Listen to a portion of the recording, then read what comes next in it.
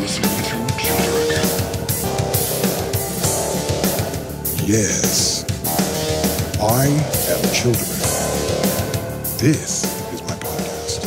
And today, we're talking about different countries around the world, but mostly Europe. I told you in the last podcast that we were going to go after Europe. Europe, we're coming for you. That's what I said.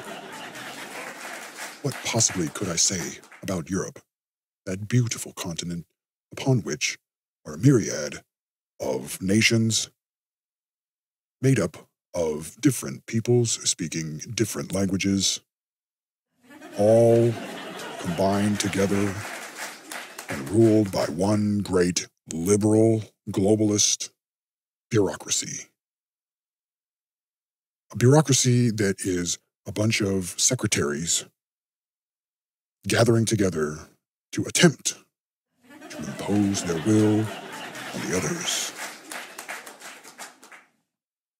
Every time I sit down and watch these European Union Parliament groups, these people, I somewhat chuckle. I chuckle within myself. Because here's a bunch of nations who have their own governments, who essentially have agreed to ignore that fact for the moment and allow people who are unelected to make rules for them on how they will work together and what is required of each of them. Now, it's hilarious in the sense that when Brexit happened, that the British were basically saying, yeah, this really isn't working out for us, so peace, we're out. And along with that, they took a lot of economic incentives that the European Union was not able to make up for. The difference, they were not able to make up for the difference.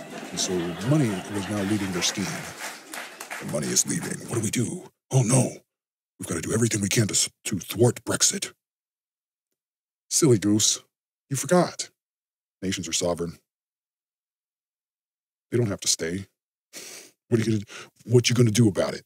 What you gonna do about it? That's really the question. You're not gonna do anything about it. You're gonna cry about it, and then you're gonna let them leave. And they're gonna go about their business, and you're gonna go, it's weird. And other countries are gonna take note and go, hey, we don't have to put up with this. We don't have to put up with this. And it's not that, okay, so it's not that you guys wanted to unite and somewhat come together and trade with each other under common rules and create this commonality so that people could pass from one nation to the next unimpeded, which is a facilitator for the transportation of goods across borders. There's nothing wrong with that. There is, however, something wrong with the implementation. The way it was implemented, it was corrupted in that essence by people who wanted to line their own pockets.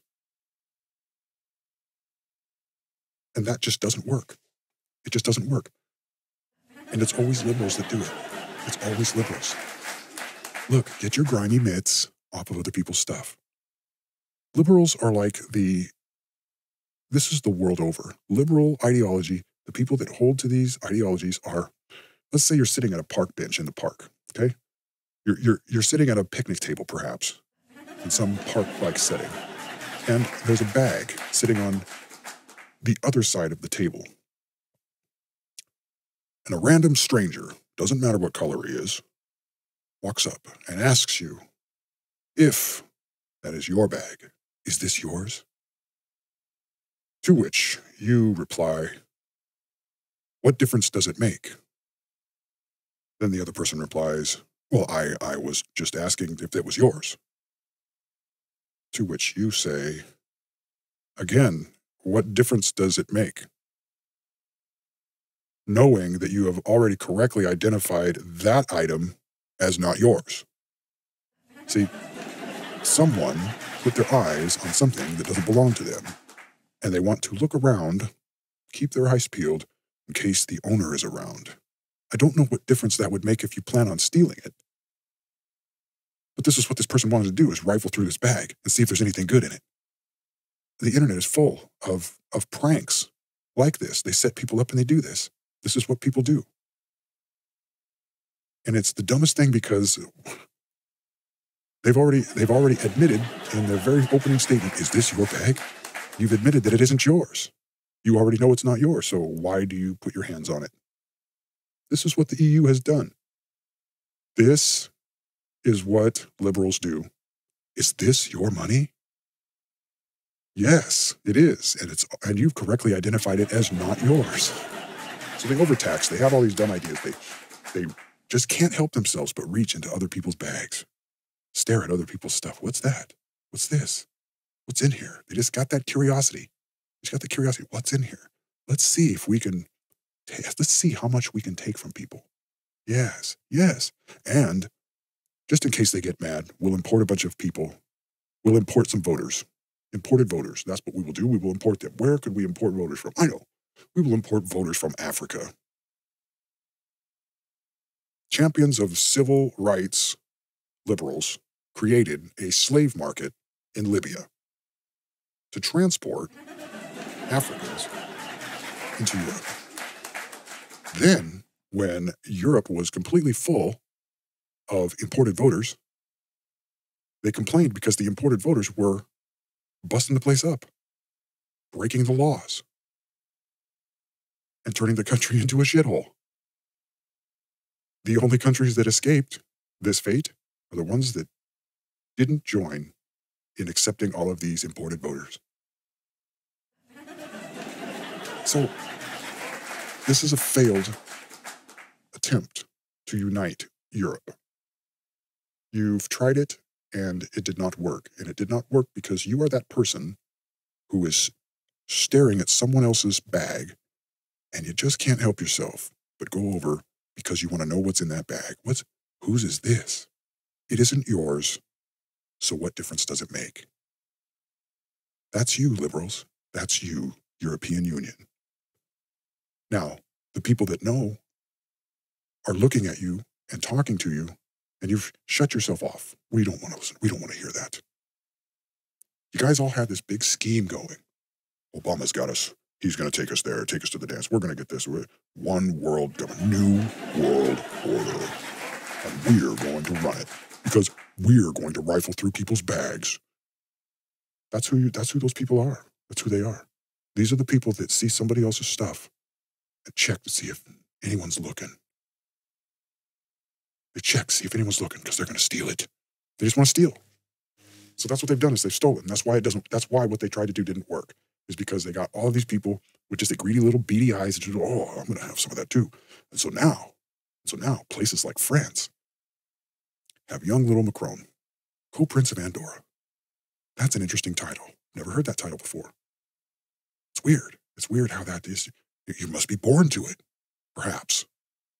Perhaps there is some type of loose connection, as there most oftentimes is. Whether it's Russia with Vladimir Putin, or it's Macron, or perhaps it's Justin Trudeau. Justin Trudeau's another one. He's a descendant. His family, part of his family, is descendant from an illegitimate son of the French kings.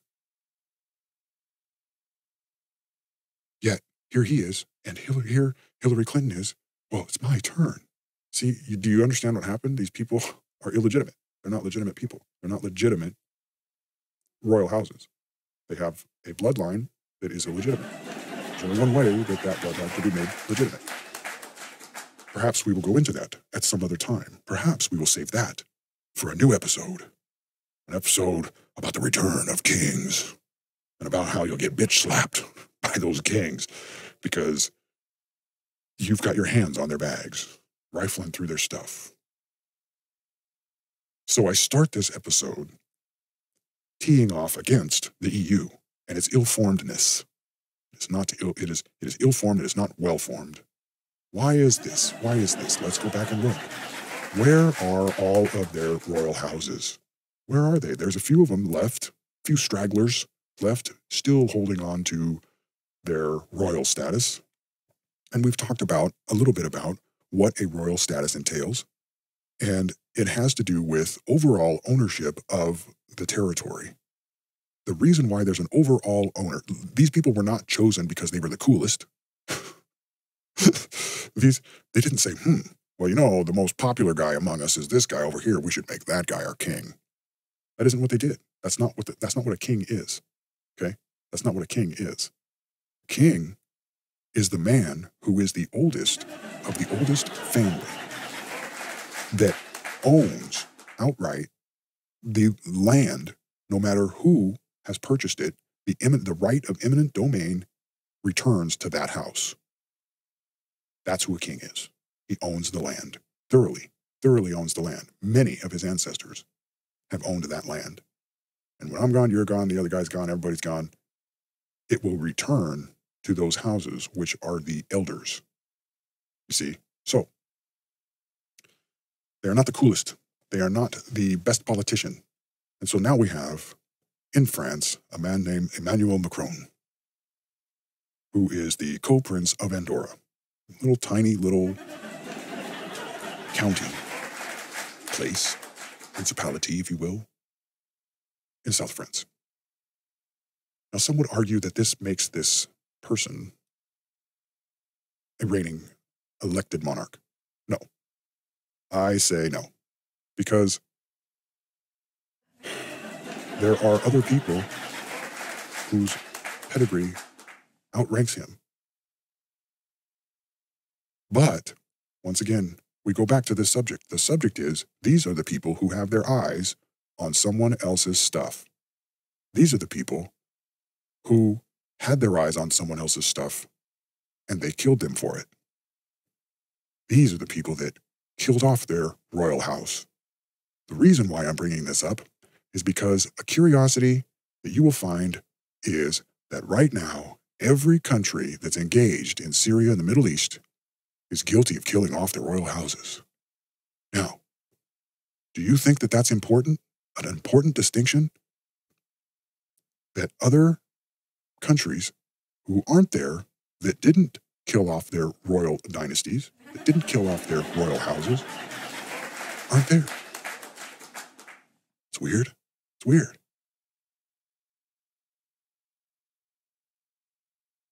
I mean, who's keeping track of that? How is it, out of all of the countries in the world, only the countries who are guilty of killing off the royal houses are there? Wow. That's amazing. That's quite astounding, really. It's quite amazing. What are the odds? So here's this Macron sitting in the palace, flying around, meeting all of the heads of state, being very important. They've invaded these palaces of Europe. These places have been made party havens for the champagne drinking elite. They live as kings. They drink and eat as kings. When they wake up with a hangover, they are not kings. They only imagined it. They imagined it, and just like a fleeting dream, it went away. It was gone.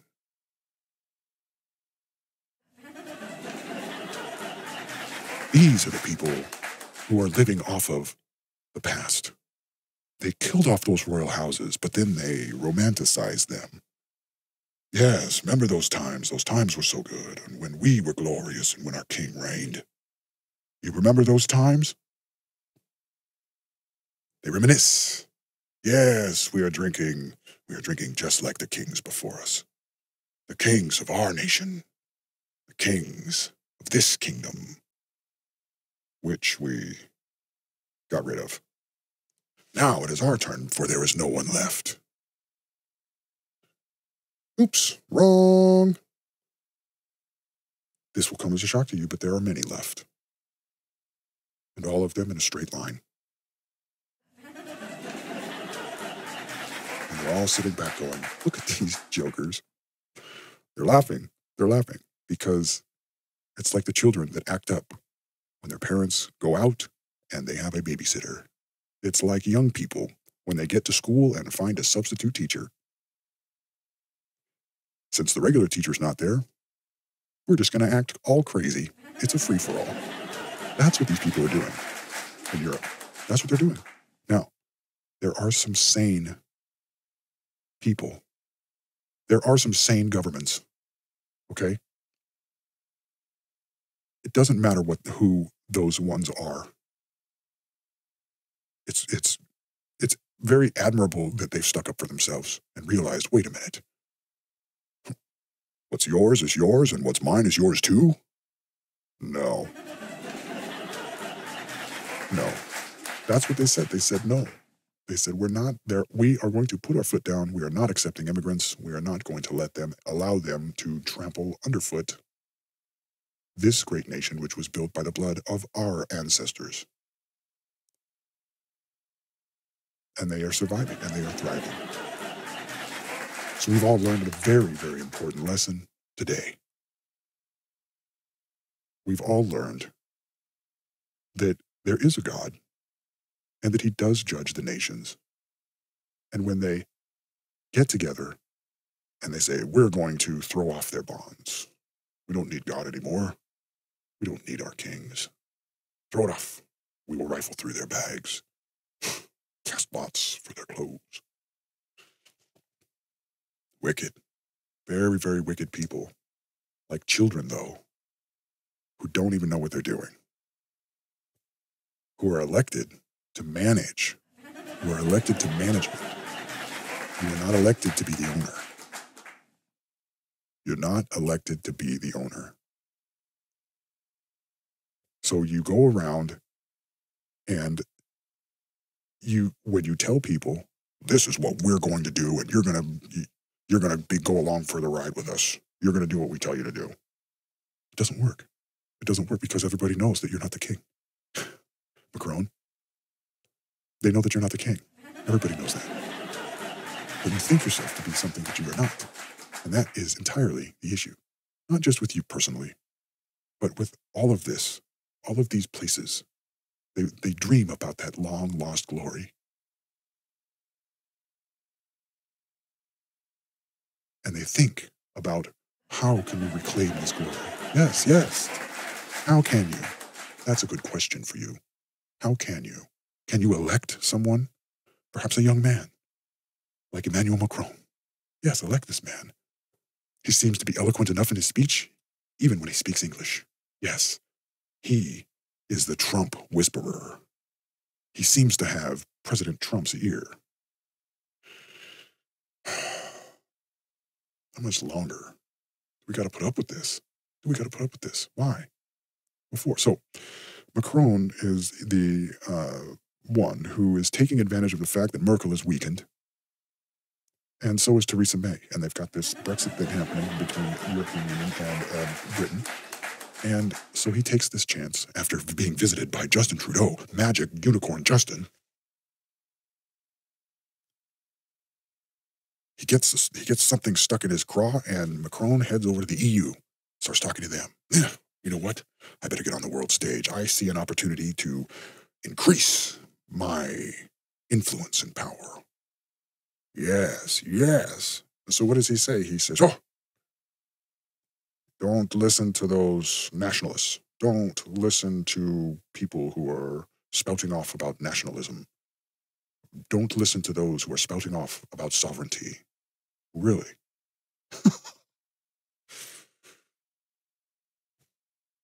Well, let me tell you something. You think I picked this name from a podcast as a joke? Think it's just a username? I'm about to tell you something that you don't want to hear. I have some rental property in Europe.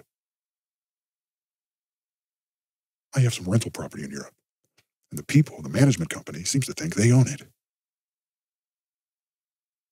So I have to stop what I'm doing and remind them that no, they don't own it. They're renters. And they're the managers of that rental property. So you can get up in front of everyone. Okay, now no, he's saying stuff, but don't listen to him. Don't listen to him. You can rally people all you want. It doesn't change the fact. It doesn't change the fact. It doesn't change the facts. I'm telling you right now, it's something you don't want to know. You don't want to know it. Because when you know it, you know you're through. Because everyone will know it. Everyone will know, and then they'll go, hey, wait a minute, we've been had. The mask will come off, and they'll realize they've been ripped off. They've been robbed. That glory that they dreamed of, that greatness that once was, that they longed for, was stolen from them by people who were greedy, who came upon a bag on the table and said, is this yours? See, they already admit that they have, that they do not own that bag. And they also admit that it's their intention to rifle through that bag for anything of value. They've come to steal.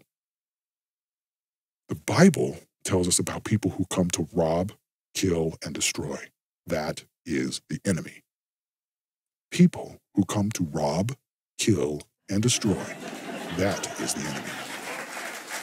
Never mistake that. If you take those three things as the example, you will never make a mistake in identifying who the enemy is. The other thing that the Bible says is sin is lawlessness, and lawlessness is sin. So I want you to take that with you today and listen. While you're listening to this episode, I want you to take that with you and meditate on that. And I want you to use that as the scope by which you look at what's happening in Europe. And I want you to judge for yourself what criteria, match what you see with what I've told you.